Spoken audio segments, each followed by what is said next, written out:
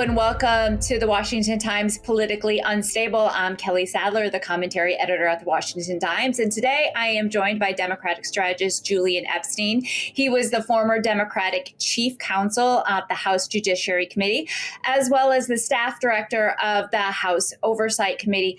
Julian, welcome so much. Welcome to you, and thank you so much for joining us this afternoon. I want to get Kelly, thanks for having me, and it's great to finally meet you virtually.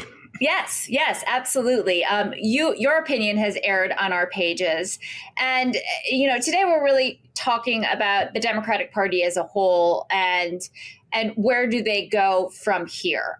President Trump, we're in the midst of a government shutdown, don't know how long it's going to last. He complained from the Oval Office today. He doesn't even know who to negotiate with, that he's getting calls from moderates, Senate Democrats, but not Chuck Schumer. He questioned whether Chuck Schumer has the juice over the party or if it's AOC. Who is the leader of the Democratic Party right now? Well, it's a great question, Kelly, and I wish I had an answer for you. I don't think there is a leader of the Democratic Party. The putative leaders of the Democratic Party are Chuck Schumer, Hakeem Jeffries, and maybe Barack Obama.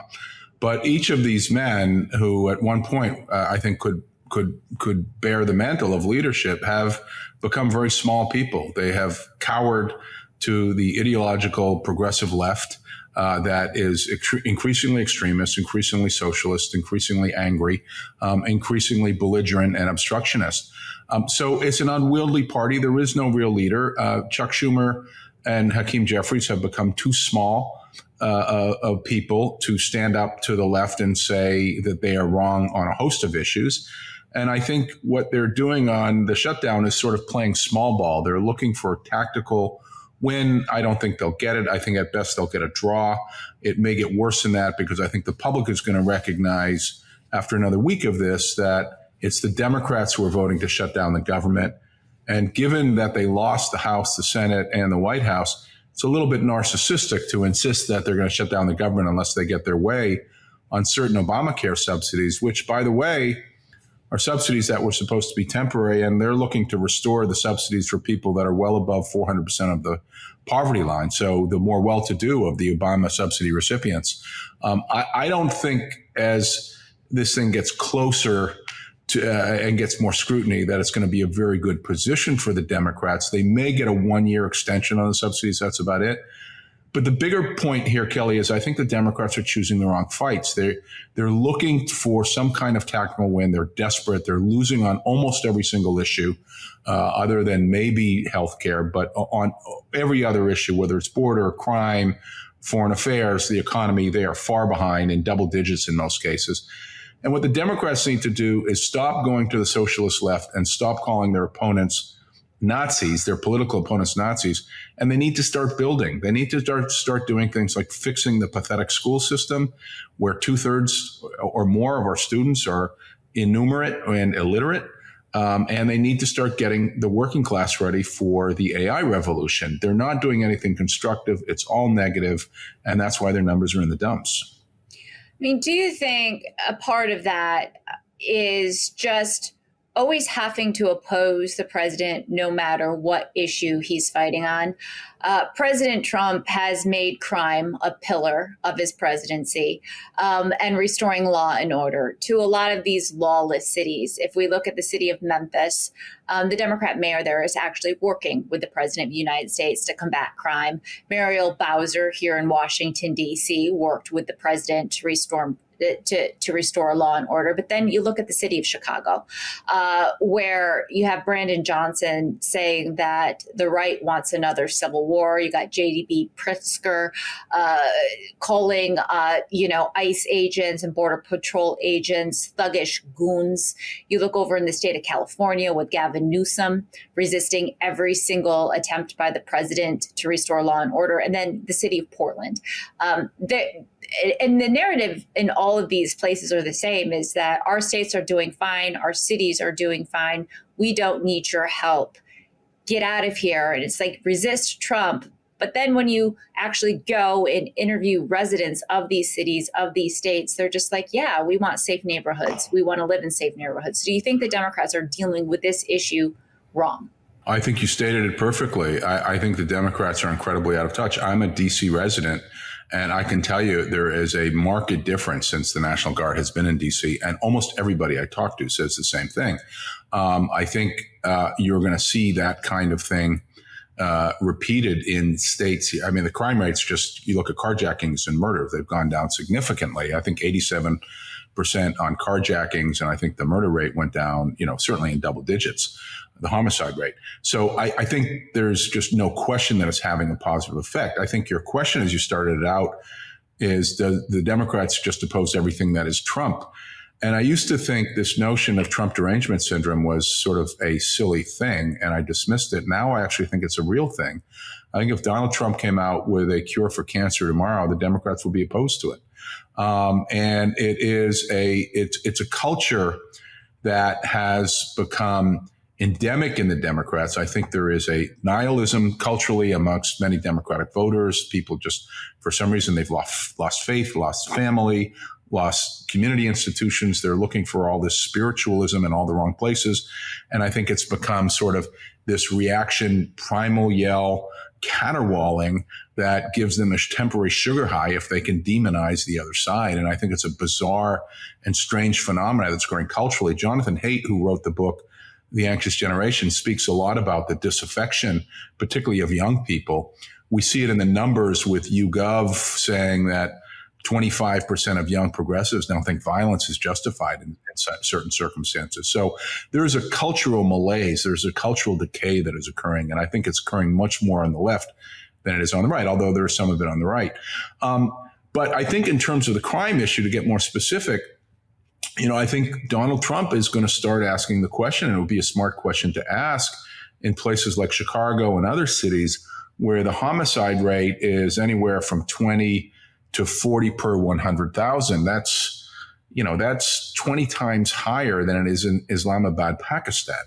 So the homicide rates in U.S. cities, the Democrats like to say it's coming down. It may be coming down. It's still obscenely high. When you're looking at homicide rates above 10 per 100,000, you're looking at obscenely high homicide rates. Our homicide rates are 20, 30, 40 per 100,000 in certain cities. So the notion to say it's coming down is cold comfort for residents that live there. And I think the question that Donald Trump can ask to the politicians in Chicago is, do you care about Black lives only when it's ideologically convenient, or is your concern genuine? Because if your concern were genuine, you would be working with us to bring the homicide rates down in the south side of Chicago, where they're probably higher than 40 per 100,000. You're seeing 600 or so slayings every year, most of them Black on Black crimes. If Trump could cut that by a third, by a fourth, that would be a significant saving of Black lives, far in excess of any data or of any Black lives that are lost, unarmed Black men that are lost due to police conflict. So if the concern is genuine, if the concern is real, why would they not be working with the president to reduce these homicide rates in the inner city, which are obscene, only because they want to have this sort of rarefied debate about federalism and what's the proper role of federal law enforcement versus local law enforcement? Most voters don't give a damn about that. Most voters say, whatever you can do to reduce crime, do it. And if Trump can come in and cut it in half, I'm all for it. And that's the part that the Democrats don't get because they're in an ideological bubble that's out of touch. You talk about this ideological bubble. I think there was a pivotal point a few weeks back when it came to Charlie Kirk's assassination. And I've been a conservative for decades now. I knew Charlie Kirk personally. Many within the movement knew him. And it was a horrifying moment for many of us. I'd say for hundreds of thousands of us. We saw his memorial in Phoenix and the people who turned out to pray. But at the same time, we saw this visceral reaction coming from the left of mocking Charlie Kirk, of demonizing Charlie Kirk, of taking his words out of context, saying he's not a person that you should look up to, that he's a relic of the Jim Crow era. And many of us, started saying, do we have a civil society? Can we have a civil society with the left? We've never viewed Democrats as people who would want to assassinate us, right? We always like to enter debate. We always like to challenge one another, because ultimately, when I was growing up, it was Democrats and Republicans want to do what's right for Americans. They just have different solutions to reach the same goal. Which is decreased poverty, which is decreased crime, which is achieving the American dream. We all have those goals in mind. We just might have different policies that take us there. But after Charlie Kirk's assassination and what we saw on social media, and then I'm going to bridge into it, Jay Jones here in Virginia, who is running for lieutenant governor, the top cop, fantasizing about taking out his political opponent with 2 shots in the head and calling his children little fascists that they're raising.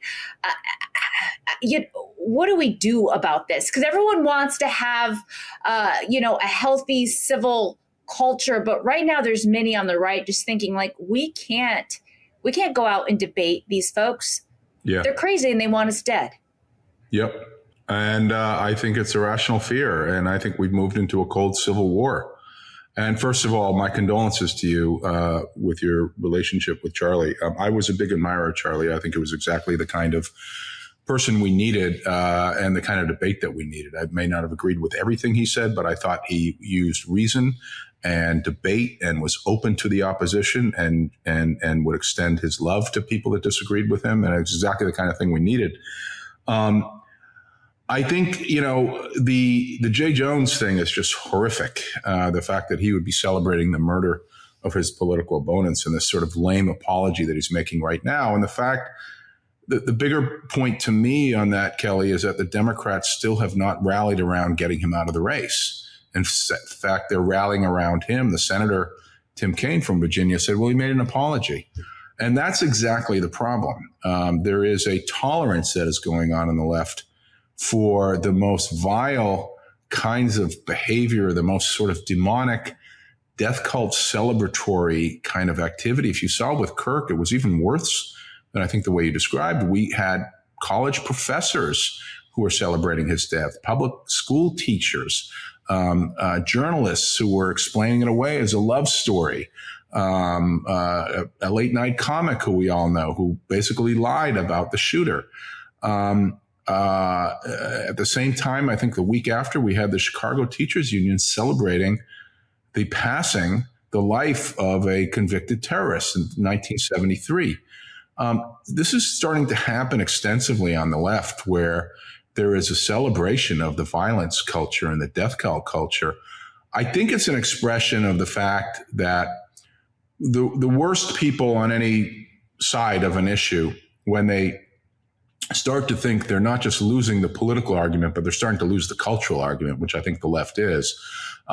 Many of them resort to extremist measures and sort of rationalize it in their own mind. And I think the language that the Democrats are using when they start calling their opponents Nazis and fascists, which is an illiterate use of the word. It is a word that I think is encouraging violence from extremist fringes.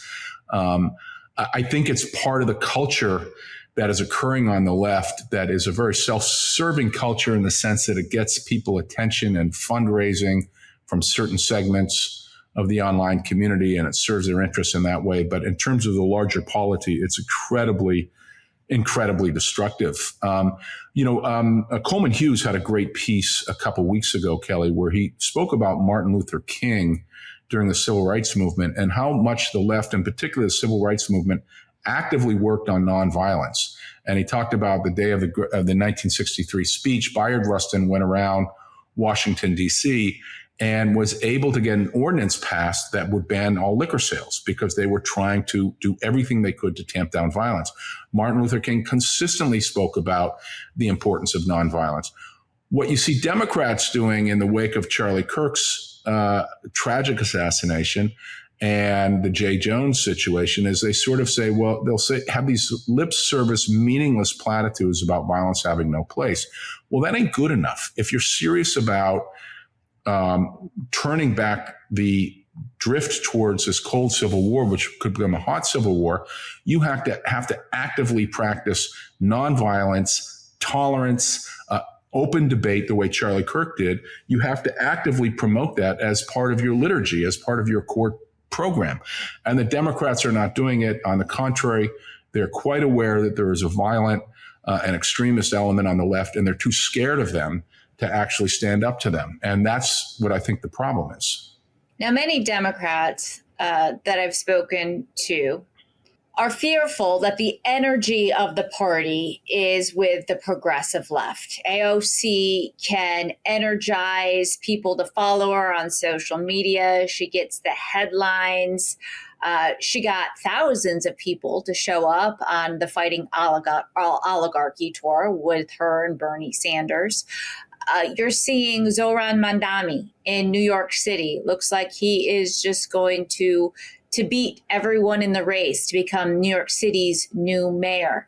He's talking about affordability, but he identifies as a socialist Democrat. The president would call him a communist, and many of his policy prescriptions are more communist in measure. But this is where Democrats feel like they need to chase to get the votes to win elections. What I'm hearing you saying is there needs to be more of a track back to the center to Bill Clinton when he stood up to his own party and had a sister soldier moment, basically put them in their place, saying, we're getting too radical, let's pull back. I just see the Democrats heading further and further left, not actually moderating more to the middle.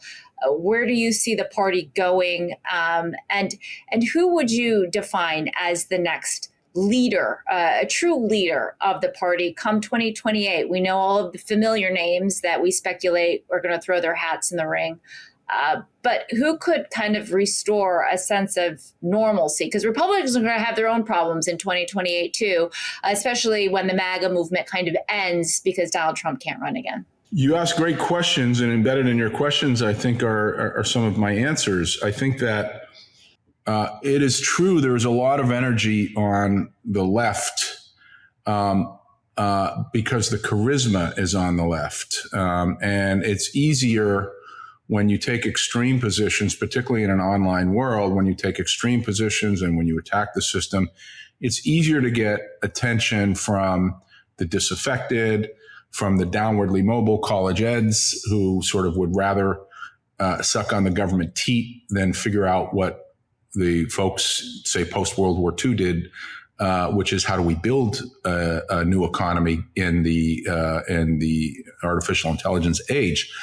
I think they're taking the way out. I think there's a culture with Gen Z that is a culture that's very entitled. It's very disaffected, and I think that all comes out of the universities. So.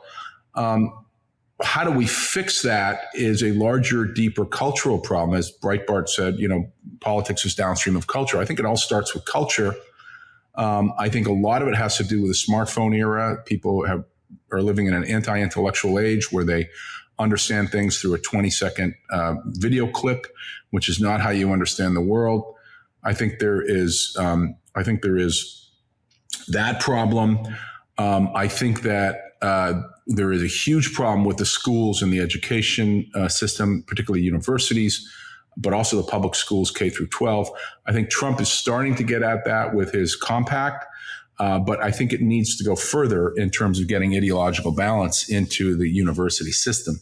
I think there's a big problem there. And politically, if you move from culture to politics, you have to keep in mind, Kelly, as I know that you know this, being the superb writer and keen political commentator, 70% of the country is still moderate or conservative. And while the progressives and the more extreme elements of the Democratic Party have the charisma and the energy of the left, it's not where the voters are. So what it's done is it's distorted the Democratic Party and moved them far to the left of where the median voter is on every single issue other than maybe healthcare. So you take crime, abortion, foreign affairs, the economy, you take any of the big issues, the A-list issues, and the Democratic Party is far to the left of the median voter. So what it takes is for a politician to do a Sister Soldier Bill Clinton moment, recognizing there's much more political gold in the political center and the political moderate side, but it means you have to take on the flying monkeys of the online left. And you have to have a big leader. You have to have a charismatic leader. You have to have somebody who's strong, who's courageous, who's willing to do it and say, look, you're wrong on this gender issue. You're wrong on crime. We should be doing much more on crime. We should, rather than 100,000 cops on the street like Clinton did, we should have 500,000 cops on the street. You're wrong on these issues. But it takes somebody who's willing up to do that, take the hits, but realize in the long term, there is greater political nirvana. The difficulty for the Democrats is that's bad primary politics. Nobody wants to be primary. But in the general election, the game plan I'm laying out is the plan back for the promised land. But the party cannot figure out how to do it. And again, it mostly goes to the fact that we have weak leaders. What about the Democratic donor base? Because I understand Republican politics a lot more than I understand Democratic politics. But Republicans are always chasing, if you want to run for office, you need to have money. And if you can't self-fund, then you need to appeal to donors. The Kochs were big-time donors, kind of more in the Bush era than they are in the Trump era. Trump self-funded for a lot of his reelect. But where is the donor class within the Democrats, and are they urging kind of a pullback to the center, or are they encouraging the AOCs, the Zoran Mandanis, the more progressive left? They are far to the left. The donor class is far to the left. And there's been a lot written on it. There's a great book called The Overproduction of Elites, which the basic thesis is there's so many elites, college-educated, pedigreed elites, that the only way they distinguish them amongst themselves culturally is by saying they are more ideologically pure on the oppressor versus oppression framework. And that they understand sort of the whole oppressor, the Western oppression theology, and they're going to be saviors for the world's oppressed people, and that's how they sort of distinguish themselves and make themselves feel good about themselves. Many of them really don't know a thing about policy or don't know a thing about the effects of the policies that the organizations they fund advocate. It's more of a sort of it's a narcissistic game played by people that have a lot of money, that want to be players in politics, and they think the best way they can get attention is by occupying the edges, the more extremist ideological edges, and sort of playing into this whole victimology psychosis that has dominated the left, I think, in the last 20 years, and that is moving them away from a much more constructive place like building. I mean, if you just simply look at the failures of the public schools, it's one of the issues I care about the most. I think it's just an absolute disaster for this country's future. The fact that we haven't moved more aggressively to compete with charter schools. And now even Mandami wants to get rid of high achievement schools in New York because he thinks they're racist. I mean, this is neo-Marxist ideology. But it takes courageous leaders to stand up to it. The one guy who I think is right on the substance of this is Rahm Emanuel, but I don't know that Rahm has much of a base. I hope he would have the charisma to sort of get out and sort of push back the party. I'm not sure about that, but I think he's sort of got the right framework, and he's throwing up a trial balloon, and whether that gets anywhere, we'll have to see. But I think you need others that are willing to do that, take on the left, get energy. I mean, we need leaders in the political center who have charisma. And that's one thing that Bill Clinton did, and Barack Obama did, although Barack Obama moved increasingly left throughout his presidency, which I think is a problem for his legacy. But we need another Clinton who has the charisma, who can do that kind of thing. And I don't see anyone on the horizon that really has that charisma to do it. Last question. We saw a lot of pro-Palestinian, pro-Hamas protests that turned violent on college campuses last year in particular. We're on the second anniversary of October 7th. There were a lot of prominent Jewish Democrat voters who came out against those schools and started speaking out against anti-Semitism and against their own party, because the progressive left really does encourage these kind of terrorist ties. You had Bill Ackman, for example. He's not a Republican. But he took to social media and was very critical of Harvard, of Columbia, and said, we need to moderate. Alan Dershowitz, who is a liberal, right? But is just like, okay, the university system has gotten out of control and we need to pull back. And then you have like a lot of Silicon Valley, who traditional Democrat voters, who have spoken out against the Democrat Party. Why do you think a lot of these Jewish billionaires are so engraved in the Democrat Party they can't switch their vote? You're going to have Mandami almost win in New York City. And do you think that maybe the new leadership for the Democratic Party comes from kind of, because these guys are self-made billionaires who are not afraid to be controversial and buck their party in some ways? I wish we had more time to talk about it. We could do a whole podcast on this. I think it's Ashkenazi guilt.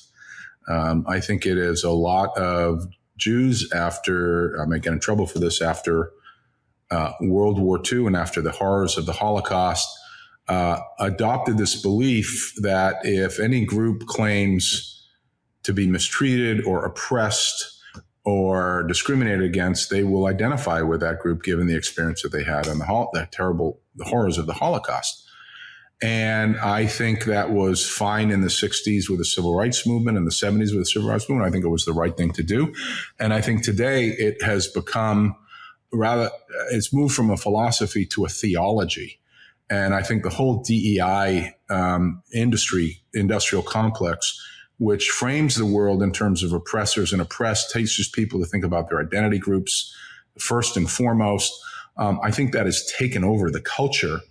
And I think what a lot of Jewish leaders see now is it's gotten ridiculous and gotten completely out of hand when you actually have a pro-Palestinian, pro-Hamas movement that celebrated the murder, the beheading, the burning of babies on October 7th, that openly declares that its goal is to destroy Western civilization.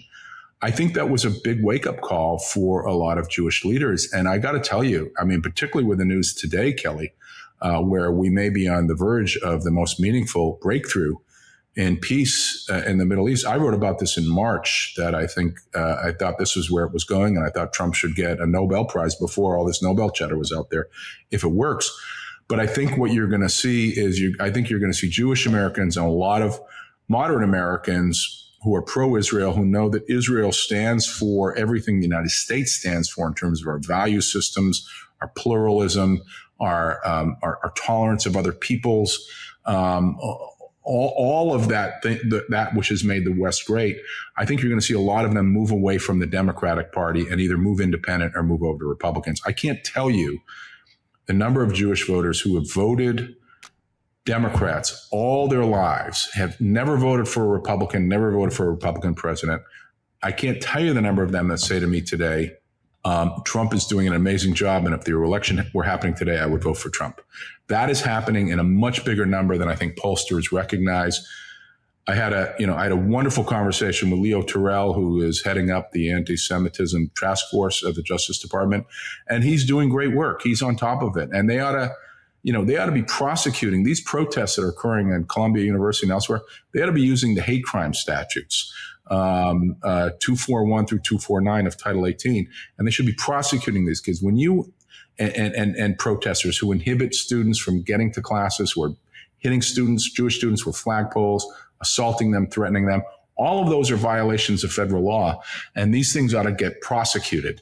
And so Leo and I were talking about that, and this is something that's got to be taken much more seriously. And I think Trump is the first president that we've seen that is really taking this seriously. And I think Jewish Americans and a lot of others are taking note. All right. Well, Julian, thank you so much for joining me. And we need to continue this conversation. So stay in touch and please keep submitting columns to the Washington Times. We appreciate you.